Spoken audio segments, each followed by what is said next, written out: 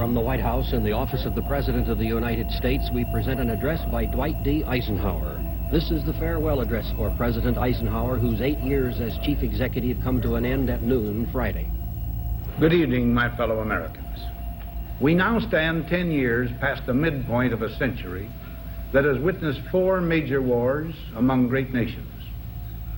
3 of these involved our own country. We have been compelled to create a permanent armaments industry of vast proportions. 3.5 million men and women are directly engaged in the defense establishment.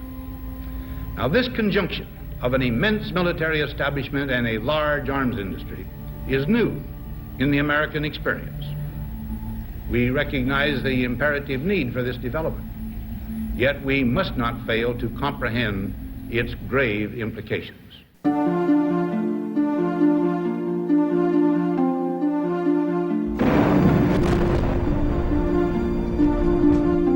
What are we fighting for? Why do we bury our sons and brothers in lonely graves far from home? Our men are dying to preserve a way of life. These privileges, these rights, they're precious enough to fight for, precious enough to die for.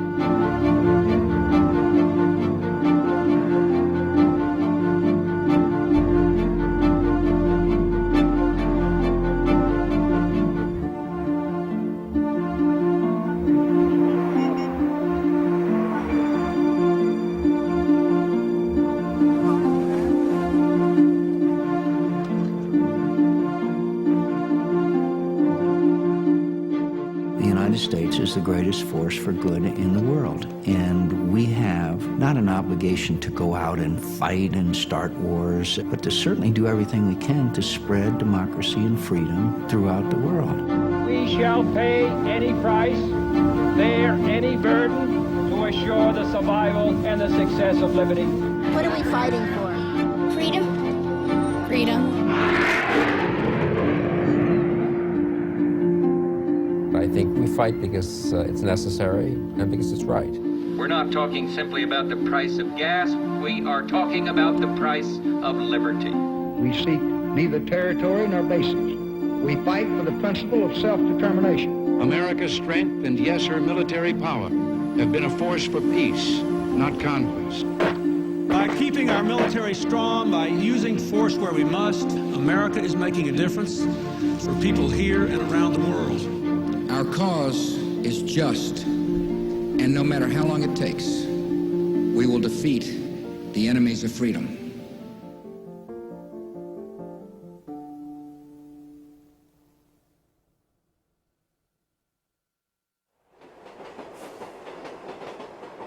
I was on my way into work, and I was taking the subway, which is elevated subway.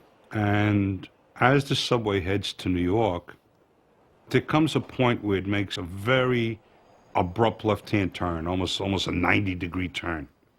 And when it does that, the wheels of the subway always screech loudly.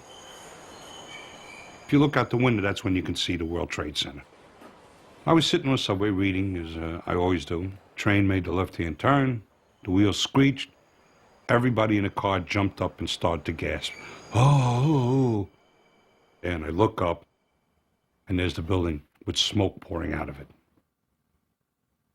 I didn't know if that was my son's building because Tower 1 and Tower 2 were in perfect symmetry.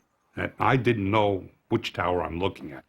And I'm just thinking to myself, you know, how did my son get out of there? Well, I don't know how, but he got out of there. There's no two ways about that. He can't be in there because anybody who's in there is going to die.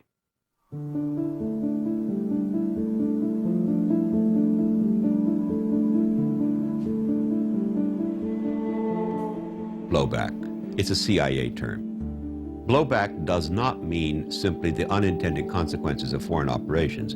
It means the unintended consequences of foreign operations that were deliberately kept secret from the American public, so that when the retaliation comes, the American public is not able to put it in context, to put cause and effect together, that they come up with questions like, why do they hate us? The forces of evil declared war on the American Not since Pearl Harbor has there been so much national Freedom and democracy are under attack. Why do they hate us? That's the question everybody's asking.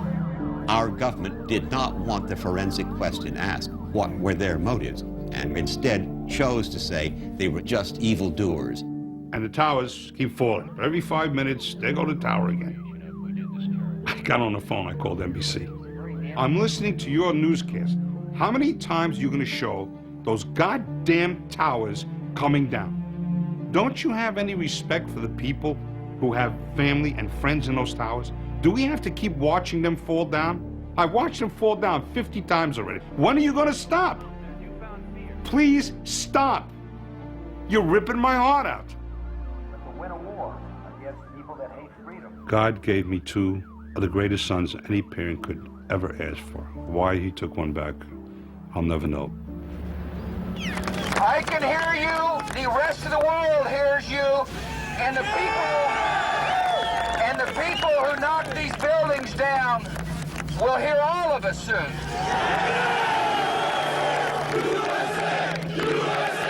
Somebody had to pay for this. Somebody had to pay for 9/11. I want enemy dead.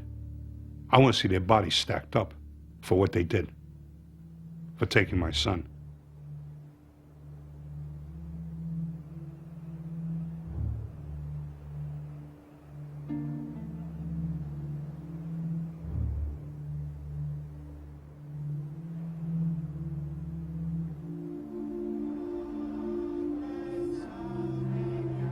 There was a moment when the entire world was behind us.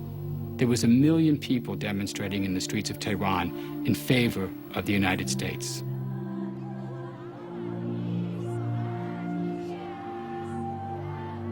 We had the world behind us. Now kids are dying. Billions are being spent every month. Animosity against the United States is stronger now than it ever has been in history. What happened here? Is it just the experience of September 11th? Or is there something else going on here?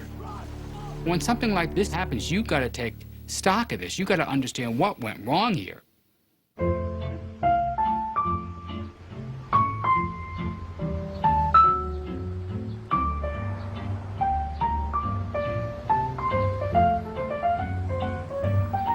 We live here in the United States of amnesia. No one remembers anything before Monday morning. Everything is a blank. We have no history. Guatemala, 1954. The United States intervened unilaterally to protect its vital interests. Lebanon, 1958. The United States feels its policy of containment in the Middle East is threatened. Responds openly and unilaterally. The United States intervened in Laos, the Congo, Brazil. There are so many theories about what happened in Iraq and why we really went in, but when you look at the history of the United States, almost every president, there is something we don't like somewhere in the world, and we've got to dispense military force. Ronald Reagan invaded Grenada in 1983. Last night, I ordered U.S. military forces to Panama. This is not about one president or one party. We fight as a nation because we perceive it is in our interest to fight. And we then mention words like freedom and nice common values that who can be against freedom, when in fact much more has been going on privately. Just completed a meeting with our national security team, and we've received the latest intelligence updates. The deliberate and deadly attacks which were carried out yesterday against our country were more than acts of terror. They were acts of war. September 11th, 2001, provided a group of people deeply committed to the expansion of the American empire the opportunity to implement plans that they had been laying since 1992. At that time, a young Paul Wolfowitz was working in a subordinate position under Dick Cheney, who was then Secretary of Defense in the Pentagon. With the collapse of the Soviet Union in 1991, Cheney orders Wolfowitz to write a plan, to write a grand strategy, that it was now our destiny that without the Soviet Union, there is no one who can possibly approach us in military terms. It says that's the way it ought to be, and our policy must be to maintain and expand that we are the new Rome. That's their strategy.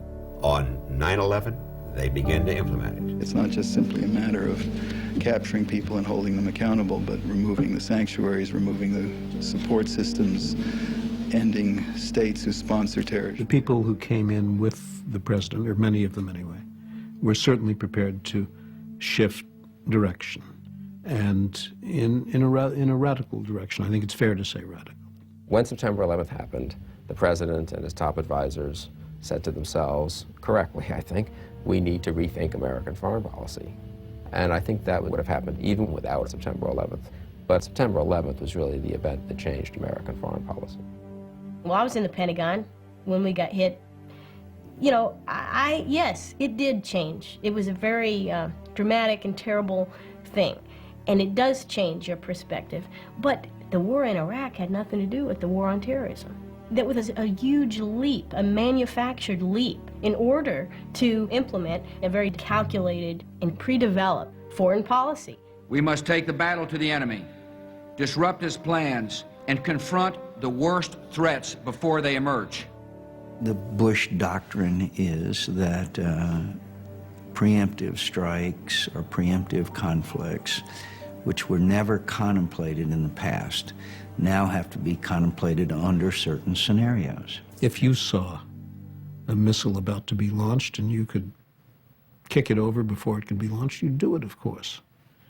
If you saw someone about to shoot at you and you thought you could shoot first, you'd do it. It's common sense. I don't know anybody who doesn't agree with that. So what's the big fuss about preemption?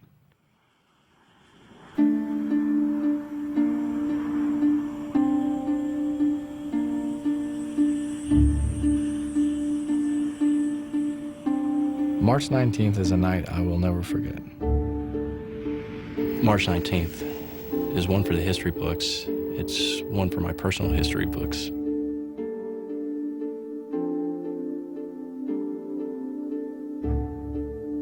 When we first got the phone call, all we were told was we have a high priority mission, a high value target. It was what it was released to us was it was a leadership target.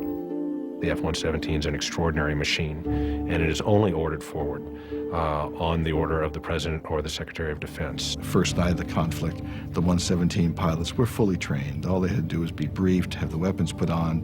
The whole mission up to this point was kept at the top secret levels. I think they really didn't expect both of us to come back, which is why they sent 2 jets. It's now 3:30. We have to hit the target at 5:30 or all bets are off. President of the United States saw a target of opportunity and they wanted to take advantage of it, and they did. It's quite chilly and cold. I'm looking southward, expecting any attack to come in from the south. The choice and the timing is entirely now in the hands of the Allies.